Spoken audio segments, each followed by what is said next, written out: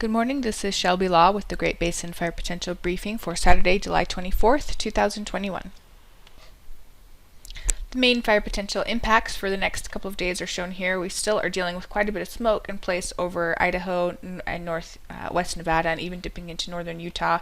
That smoke will stick with us for the next couple of days at least. We also have some wind in western Utah today.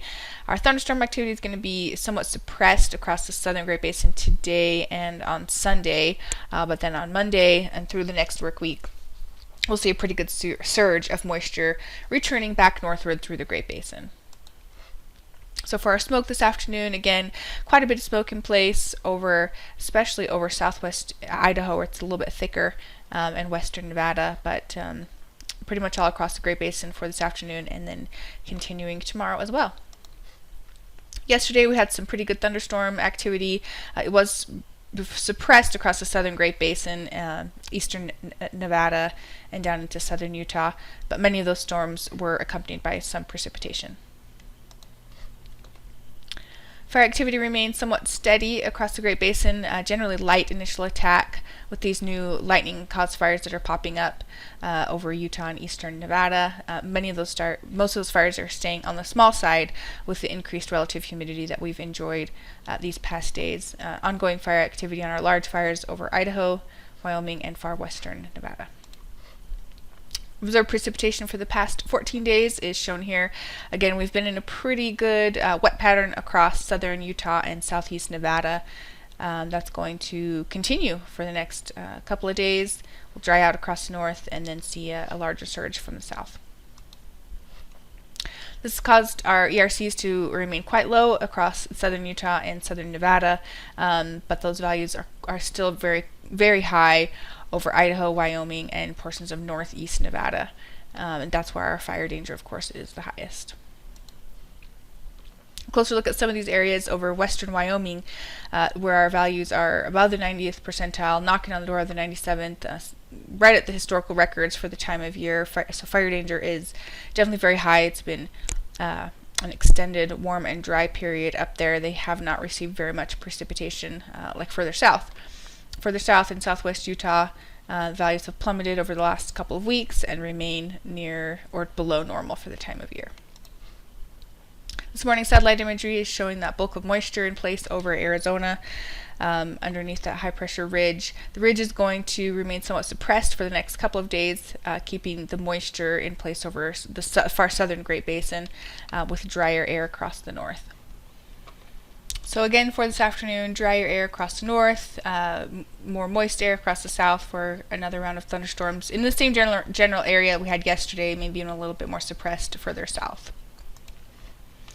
So again, for this afternoon, precip over the higher elevations of southern Utah, not quite as much as we saw yesterday, or maybe not quite as much precipitation with the storms that do pop up, and some winds picking up over western Utah today. More of the same expected on Sunday. That high pressure ridge continues to slide a little bit further westward, which will allow some moisture to creep up into California and far western Nevada. Otherwise, most of the precipitation will be across the southern Great Basin once again. So if we look at the expected precip, there is a chance for some isolated thunderstorms, mainly on the California side, but could see a few pop up here on the in the Great Basin portion of California tomorrow afternoon, and then continuation of thunderstorms across the higher elevations of southern Utah. Minimum relative humidity shown on the right. Pretty dry air mass in place across Idaho, northern Nevada, northern Utah by Sunday, with the moist air mass in place across the south and east. On Monday, we'll see the moisture move further northward. The ridge takes a pretty good leap northward, allowing the moisture to really fill in across the Great Basin starting on Monday. We do have some high risk over far western Nevada for an increase in some of those thunderstorms, which will be a mix of wet and dry, but with how dry things have been over there, there's definitely a chance for new initial attack. So again, on Monday, the storms are still going to stay somewhat suppressed to the southern Great Basin, some deeper moisture again, so increased potential for flash floods once again over southern Utah. And then we can see the moisture moving further northward in California, clipping western Nevada. Minimum relative humidities are still low across the north, but increasing across the south.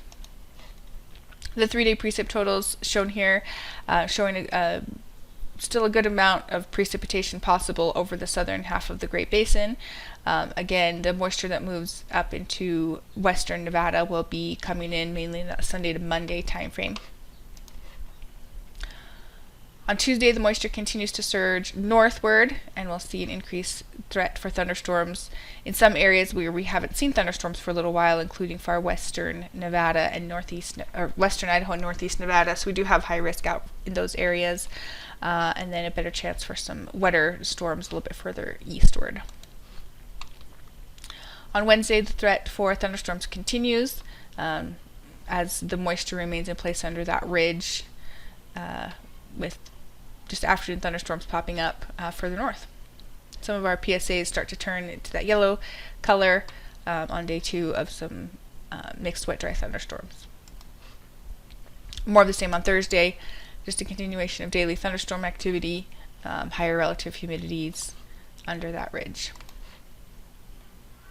Then by Friday, it looks like an even deeper surge of moisture could be possible, a little bit of a wetter trend here.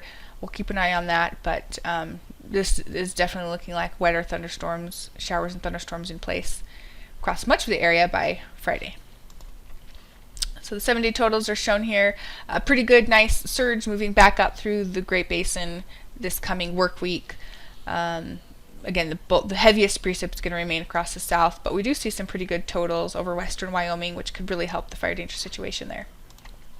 The extended forecast still keeps things warm, but not as warm as the Pacific Northwest, and a bullseye of above normal precipitation is still sitting over the Great Basin. So good news to keep our fire potential somewhat moderated.